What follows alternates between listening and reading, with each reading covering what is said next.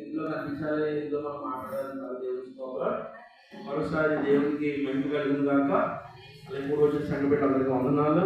మరి మహోన్నతమైనటువంటి దేవుని వాక్యము హల్లెలూయా మనకి ఎంతో మరి రుచిగలది. హల్లెలూయా ఎంతో బలం ఇచ్చేది. ఆయన సన్నిధి మనకు బలం ఇస్తుంది. ఆయన పని, ఆయన కృప, మరి నేను అంటాను ఆయన పునరుద్ధాన శక్తి మన మీద పనిచేస్తుంది. ఆయన కృప మనకు చాలు. హల్లెలూయా మన బలహీనతలో ఇలా ప్రార్థన చేస్తూ కూడా ఎప్పుడైతే మనం బలహీనులమో అప్పుడే బలవంతులు అని. హల్లెలూయా ఒక భయంకరమైనటువంటి జ్వరం వచ్చి ఇంటికాడ దుప్పటి కలుపుని పడుకున్న పరిస్థితుల్లో హల్లెలూయా 3 మధ్యలో పంపించి 3 చోట్ల వాడుకుని జ్వరమైనా నాకు సమయం వ్యర్థమైపోకుండా చేసి మళ్ళీ నన్ను వాడుకున్నాడు కదా. హల్లెలూయా దేవుని స్తోత్రం. హల్లెలూయా ఆ తర్వాత 4 పనులు ప్రభు అంటే 4 పనులు కదా 5 పనులు చేసి పెట్టాడు నాకు. హల్లెలూయా దేవుని స్తోత్రం. మనం దేవుడి పని చేస్తే దేవుడు మన పని చేస్తాడు. హల్లెలూయా కాబట్టి దయచేసి మనం దేవుళ్ళలో, మనం దేవుని కృపలో మనం ఆనందిస్తే దేవుడు మనకి బలం ఇస్తాడు. హల్లెలూయా కాబట్టి దేవుడు చేసిన మేలులు, మరి ఊహించలేనటువంటి కార్యాలు అవి లెక్కించుకొని అనుకున్నావా? ఒకవేళ తల వెంట్రుకల కంటే విస్తారంగా ఉన్నట్టు. హల్లెలూయా దేవుడు మన జీవితంలో చేసిన మేలులు, ఉపకారాలు అవి మనం యోగ్యులమా అర్హులమా అనేది పక్కన పెడితే ఆయనే మనకి తల్లి తండ్రి అయి. హల్లెలూయా ఏ తండ్రి అయినా ఏ తల్లి అయినా సరే తన బిడ్డలో గొప్పవాళ్ళుగా ఉండాలని కోరుకునే దేవుడు మనల్ని కూడా గొప్పవారి స్థితిలో పెడతానికి ఆయన ఎంతో శ్రమ పడుతున్నాడు. హల్లెలూయా దేవుని మహిమ కలుగును గాక. ఆయన తల్లి తండ్రి మనకి ఆదరించి తోడై మనల్ని అసలు మనం ఉన్న పరిస్థితి ఏంటి? ఈ రోజున ప్రతి దిక్కున మన ప్రభు గురించి మాట్లాడుతున్నాం. మనం వెళ్తుంటే యేసయ్య వాసన వచ్చేస్తుంది. మనం ఎక్కడికి వెళ్తున్నా సరే యేసు ప్రభువే మనతో ప్రభు అంటున్నాడు, అక్కడ సాక్షిగా మాట్లాడుతున్నాడు. మన జీవితానికి ఒక ఆధారం అని, ఆశ్రయం అని, ఆయనే లేకపోతే మనం లేమన్న సంగతి, ఆయన వల్ల ఇలా ఉన్నామని ఈ మేలులన్నీ పొందడానికి కారణం ప్రభువేనని కళ్ళారా చూస్తున్నాం, అనుభవిస్తున్నాం. కాబట్టి ఎంతో ఉజ్జీవంగా మనల్ని నడిపిస్తున్నాడు. హల్లెలూయా దేవుని స్తోత్రం. కాబట్టి ఆయన కృప మనకు చాలు. ఆయన్ని మనల్ని బలపరుస్తాడు, స్వస్థపరుస్తాడు, మళ్ళీ బలపరిచి మనం వాడుకుంటాడు. హల్లెలూయా కాబట్టి దేవుడు చేసిన మేలులు, హల్లెలూయా ఊహకందని కార్యాలు, ఊహించినటువంటి విధంగా చేసిన కార్యాలు మనం ఎప్పుడు అనుకుంటాం దేవుడు కాపాడాలి అంటే ఏదో పెద్దాపురం నుంచి ఇక్కడ నరేంద్రపురం నుంచి పెద్దాపురం దారిలోనే మనల్ని కాపాడాలి, లేకపోతే మురారి మార్గంలోనే కాపాడాలి మనం దేవుడు అనుకుంటాం. కానీ దేవుడు ఎన్ని విధాలుగా మనల్ని కాపాడుతున్నాడో మనకు తెలుసా? ఎన్ని విధాలుగా దేవుడు మనల్ని కాపాడుతాడో తెలుసా? మనం నీతి మార్గాల్లో నడిచేలా దేవుడు కాపాడుకుంటున్నాడు. మనం ఎక్కడ అవమానపడిపోకుండా దేవుడు మనల్ని కాపాడుకుంటున్నాడు. ఎక్కడ మనము సిగ్గుపడకుండా దేవుడు మనల్ని కాపాడుకుంటున్నాడు. ఎవరిలోనూ మనం సులభమైపోకుండా దేవుడు మనల్ని కాపాడుకుంటున్నాడు. ఎవరిలో మనము అనారోగ్యాలు పాలైపోకుండా మనల్ని కాపాడుకుంటున్నాడు. దేవుని స్తోత్ర. మేలులు పొందడానికే దేవుడు మనల్ని ఎన్నుకున్నాడు. కాబట్టి ఆయన మనల్ని వారసులుగా చేసుకున్నాడు. కాబట్టి మనం బిడ్డలుగా చేసుకున్నాడు. కాబట్టి మనకు తల్లి తండ్రి అబ్బా అని ఈ రోజున దేవుడు పిలుస్తున్నాం, తండ్రి అని పిలుస్తున్నాం. కాబట్టి ఆయన కొడుకు కుమారుగా మనల్ని అంగీకరించి ఆయన మనకి ఇవ్వాల్సిన మేలు చేసుకుంటాడు. ఒకసారి దేవుడు చేసిన మేలు లెక్కించాలంటే మన సమయం సరిపోతా. హల్లెలూయా దేవుడు చేసిన మేలులు ఇంకా పాడుతూనే ఉంటాం. ఇప్పుడు ఇంకా మన బలహీనంగా ఉంది, కొంతమంది పాడలేదు. అంటే మరి పెద్దాపురంలో పాడడానికి సమయం లేదండి. ఇంకా పాడాలని ఆసక్తితో పాడుతూ ఉంటే ఇక మళ్ళీ ఇక్కడ రావాలనేటువంటి ప్రయత్నంలో అక్కడ ఆవేశం కానండి. హల్లెలూయా లేదా పాడుతూనే ఉంటామండి. హల్లెలూయా దేవుడు. ఎందుకంటే అవి లెక్కించలేని మేలులు ప్రభు మన కోసం చేశాడు. ఊహించిన విధంగా ఎన్నో కార్యాలు చేశాడు. దేవుడు స్తోత్రం. హల్లెలూయా దేవుడు మహిమ కలిగిన గాక. హల్లెలూయా కాబట్టి మన జీవితంలో ఆయన చేసిన మేలు కూడా మన దేవుడికి కృతజ్ఞతాస్తుతులు చెల్లించాలి. దేవుని స్తోత్రం. హల్లెలూయా దేవుని మహిమ కలిగిన గాక. హల్లెలూయా కాబట్టి దయచేసి ఒక చిన్న చరణం అవుతుందండి. దేవుని స్తోత్రం. హల్లెలూయా దేవుని మహిమ కలిగిన గాక.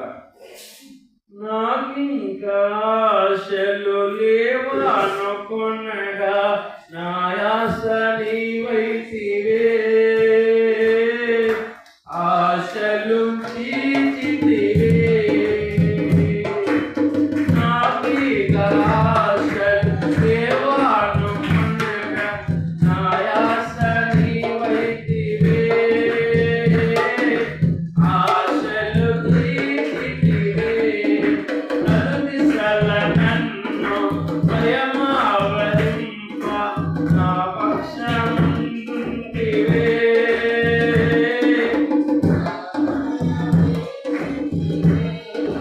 నాకెన్నో మేలులు చేసితివే, నీకేమి అర్పింతును దేవా, నీకేమి చెల్లింతును. నాకెన్నో మేలులు చేసితివే, నీకేమి అర్పింతును దేవా, నీకేమి చెల్లింతును. హల్లెలూయా.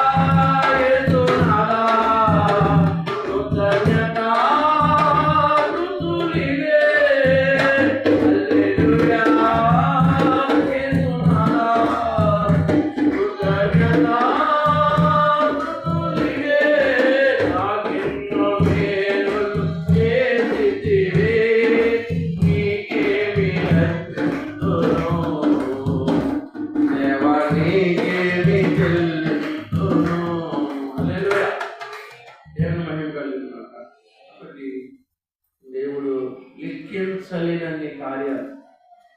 అలా ఎంతవరకు మన బ్రతుకులో సంవత్సరం అంతంలో ఉన్నాం, 25వ సంవత్సరం, హల్లెలూయా, 12వ నెల 28వ తారీఖులో ఇన్ని కుప్పల మంది ఎన్నో శ్రమల మధ్య నలిగిపోయి ఆర్థిక ఇబ్బందులు, ఒత్తిళ్లలో, హల్లెలూయా, అనారోగ్య సమస్యల్లో, కుటుంబ సమస్యల్లో, ఎన్నో రకాలైనటువంటి పరిస్థితులన్నింటిలో ఛేదించుకుని హల్లెలూయా మళ్ళీ ప్రభుల ఆయన బలమైన ప్రభులో మళ్ళీ మమ్మల్ని నిలబెట్టుకున్నది బట్టి హల్లెలూయా, ఎన్ని పెళ్ళిలే, హల్లెలూయా, ఎన్నింటిని బట్టి దేవునికి మహిమ కలుగునుగా, హల్లెలూయా.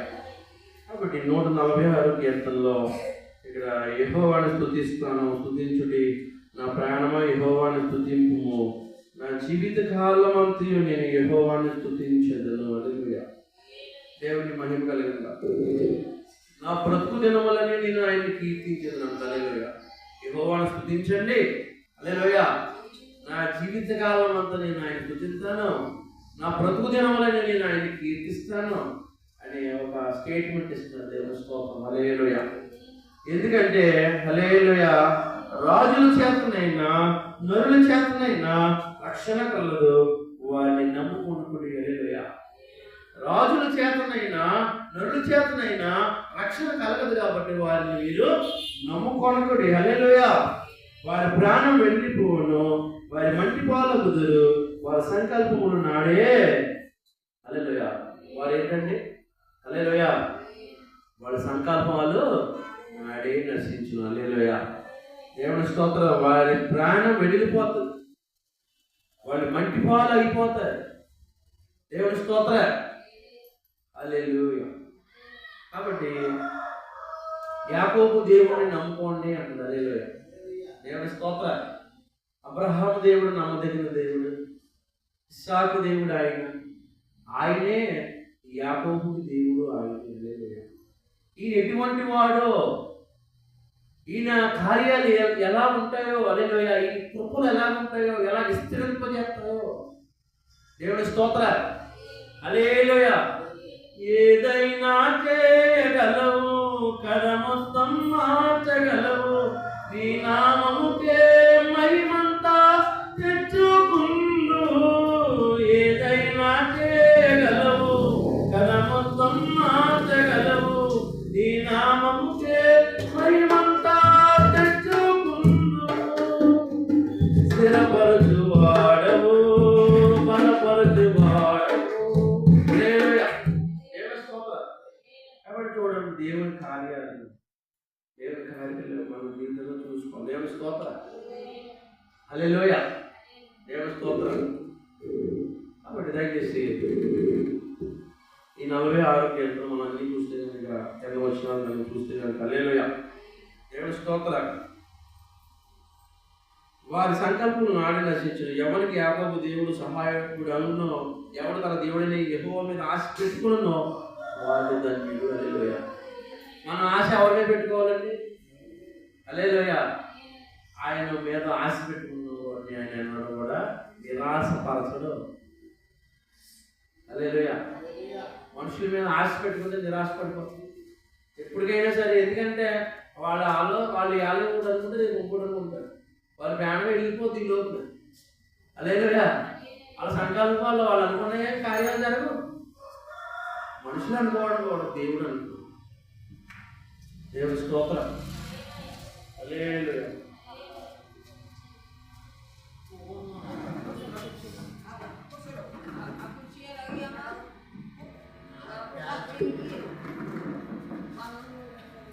దేవుని స్తోత్రం. హల్లెలూయా. దేవుని స్తోత్రం. హల్లెలూయా. కాబట్టి దయచేసి చూడండి. హల్లెలూయా. కాబట్టి ఇక్కడ ఎవడు తన దేవుడైన యెహోవా మీద ఆశ పెట్టుకున్నవాడు ధన్యుడు. ఆయన ఆకాశములో భూమిని సముద్రమును దానిలోని సర్వమును సృజించినవాడు. హల్లెలూయా. ఆకాశము భూమియు దానిలో ఉన్నటువంటి సముద్రమును సర్వమును సృజించినవాడు. హల్లెలూయా. దేవుని స్తోత్రం. హల్లెలూయా. దేవుని మహిమ కలుగును గాక. కాబట్టి దయచేసి జ్ఞాపకం చేసుకోండి. హల్లెలూయా. ఇక్కడ 6వ వచనంలో 146 6వ వచనంలో ఆయన ఆకాశమును భూమిని సముద్రమును దానిలోని సర్వమును సృజించినవాడు. ఆయన ఎన్నడూనూ మాట తప్పనివాడు. హల్లెలూయా. ఆయన ఎన్నడూ కూడా మాట తప్పడంట. దేవుని స్తోత్రం. హల్లెలూయా. దేవుని మహిమ కలిగింది కాదు. ఆయన మాట తప్పడు. రెండోది ఏంటంటే యేసు ప్రభు కనికరం కలిగింది. మనుషులు పై రూపాన్ని చూస్తారు, మన అంతరంగాన్ని చూసే దేవుడు యేసు ప్రభు. హల్లెలూయా. మనం ఎన్ని రీతిలో బాధపడుతున్నామో దేవుడు తెలుసు. మనుషులు వీటికేంటి పర్లేదు, ప్రతిదయానికి ఏమనుకుంటారో మనుషులు ఎస్టిమేట్ చేస్తారు. హల్లెలూయా. ఎస్టిమేట్ చేసి ఏం చేస్తారు? మనం దూరం చేస్తారు. ఇందులో ఏం మంట మండుతుంది ఎవరు తెలుసు? హల్లెలూయా. ఇందులో ఎన్ని ఛాలెంజెస్ ఉన్నాయో ఎవరో తెలుసు. హల్లెలూయా. మన బ్రతుకులో ఎన్నో ఉన్నాయి, అవన్నీ దేవుడికే తెలుసు. దేవుని మహిమ కలిగిన కాక ఒక పక్కే చూస్తారు మనుషులు, బ్రతుకంతా చూడగలిగిన దేవుడు ఉన్నాడు. హల్లెలూయా. ప్రతి వారి జీవితాన్ని కూడా ఆయన బలపరచగలడు, స్థిరపరచగలడు, హెచ్చరించగలడు దేవుడు. హల్లెలూయా. అందరూ ఆయన పెట్టలే, దేవుని పెట్టలేమే మనం అందరం. హల్లెలూయా. కాబట్టి మనలందరినీ బాగు చేసే పనులు ఆయన ఉన్నాడు. హల్లెలూయా. దేవుని స్తోత్రం. కాబట్టి ఆయన ఎలాంటి వాడు అంటే, హల్లెలూయా, ఆయన అంటే ఇక్కడ 7వ వచనంలో ఇంకా బంచెస్ అవ్వాలి. ఇక్కడ ఎన్నో వర్డ్స్ ఉన్నాయి. హల్లెలూయా. మనం అక్కడ చూడండి, బాధపడేవారు అనే మాట ఉంది. బాధపడే వారిని న్యాయం తీర్చిననే మాట ఉంది. దేవుని స్తోత్రం. బాధపడే వారిని ఆయన న్యాయం తీర్చిన మాట చాలు కదా. మళ్ళీ ఆ కింద ఎన్ని రాశారు? బాధపడే వారిని ఆయన బాగు చేసి అన్న మాట కాకుండా అదే వచనంలో 146 7వ వచనంలో ఇంకో విస్తరించి మళ్ళీ రాశారు. హల్లెలూయా. నెక్స్ట్ ఏమన్నారండి? మళ్ళీ అది రాయాలి అక్కడ. ఆ బాధే పెద్ద మాట కదా. హల్లెలూయా. దేవుని మహిమ కలిగిన హల్లెలూయా. కాబట్టి దయచేసి జ్ఞాపకం చేసుకోండి. మీరు అవన్నీ నేను అంతా గమనిస్తే కనుక హల్లెలూయా, అవన్నీ నేను గమనించినప్పుడు బాధ ఉంది, ఆకలి ఉంది, నీకు ఉంది, అలాగే కుంగిపోయిన వారు ఉంది, హల్లెలూయా, బంధించబడిన వారు ఉంది, హల్లెలూయా, గుడ్డి వారు ఉంది, హల్లెలూయా, ఇంకేముంది నా లైన్లో? హల్లెలూయా, నీతిమంతులను ఉంది, కుంగిపోయిన వారిని ఉంది, పరదేశంలో ఉంది, ఎడవరాలను ఉంది, తల్లిదండ్రులు లేని వారు ఉంది. ఎన్ని మాటలు ఉన్నాయి. హల్లెలూయా. చాలా పుస్తకాల్లో ఇలాంటి వారి కోసం, అనాథల కోసం రాసి ఉండదు, ఎడవరాల కోసం రాసి ఉండదు, పడిపోయిన వారి కోసం, కుంగిపోయే వారి కోసం ఎవరి కోసం ఉండదు, బాధపడే వారి కోసం ఉండదు, బాధించబడే వారి కోసం ఉండదు. హల్లెలూయా. ఆకలితో ఉన్న వాళ్ళ గురించి రాయబడి ఉండదు, గొప్ప గొప్ప ధనవంతుల కోసం రాసి ఉంటుంది. కానీ మన బైబిల్ ప్రతి ఒక్కరి కోసం రాసి ఉంది. హల్లెలూయా. హల్లెలూయా. నిజంగా బాధపడే వారిని ఆయన న్యాయం తీర్చాడు. హల్లెలూయా. దేవుని మహిమ కలిగిన కాక. కాబట్టి దయచేసి జ్ఞాపకం చేసుకోండి. దేవుని మహిమ కలిగిన కాక. ఇప్పుడు ఆదికాండము 50:20 ఆదికాండం 50:20 చూడండి. బాధపడే వారికి ఆయన న్యాయము తీర్చును. హల్లెలూయా. దేవుని మహిమ కలిగిన కాక. ఆదికాండం 50:20 మీరు అలాగే తీర్థ కూర్చోండి. ఎంతసేపు చెప్తారండి? మీరు నాకు కీడు చేయని ఉద్దేశించిదిరి, నేడు దినమున జరిగినట్లు అనగా బహు ప్రజలను బ్రతికించినట్లు దేవుడు మేలుకే ఉద్దేశించాడు. హల్లెలూయా. హల్లెలూయా. చూడండి, తన తోడలు పుట్టిన వాళ్ళు రక్త సంబంధులు వాళ్ళు మాట్లాడే మాటలు ఎంత తిక్కగా ఉన్నాయంటే, వాళ్ళు మాట్లాడే మాటలు వేరు చేసి ఒక్కనే వేరు చేసి వాళ్ళందరూ ఐక్యమత్యమై ఏం మాట్లాడుతున్నారు? వాళ్ళందరూ ఒక దగ్గర కూర్చుని తింటూ ఒకే దగ్గర ఉంటూ ఈ వచ్చే యేసుని నిందలేస్తున్నారు. ఏమని నిందలేస్తున్నారు? కలలుగానే కూడా వస్తున్నాడు, వీడు మనకు రాజు అవుతాడంట. ఏ రాజు అవ్వకూడదా? ఎవడైనా అవ్వచ్చు కానీ నీ తమ్ముడు అవ్వకూడదా? హల్లెలూయా. ఎవడైనా బాగుపడవచ్చు కానీ మీ తమ్ముడు బాగుపడకూడదా? హల్లెలూయా. మీ తమ్ముడు బాగుపడితే మంచిదే కదా. హల్లెలూయా. అక్కడతో ఆగక వాడు ఏం చేశారంటే దారిలో పోయి ఇష్మాయేలుకి అమ్మేశాడు. హల్లెలూయా. దేవుడికి స్తోత్రం.